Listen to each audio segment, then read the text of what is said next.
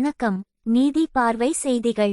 மாண்புமிகு கழக தலைவர், தமிழ்நாடு முதலமைச்சர் அவர்கள் மாவட்ட செயலாளர்கள் கூட்டம் அறிவுறுத்தியபடி, திருப்பூர் வடக்கு மாவட்ட கழக செயலாளர் அண்ணன் க. செல்வராஜ் எம்எல்ஏ அவர்களின் ஆலோசனைப்படி திருப்பூர் தெற்கு மாநகரம் நல்லூர் பகுதி கழகத்திற்கு உட்பட்ட 47வது வார்டு வட்ட கழக நிர்வாகிகள் மற்றும் பொது உறுப்பினர்கள் ஆலோசனை கூட்டம் விஜயாபுரம் கணபதி மஹாலில் நடைபெற்றது.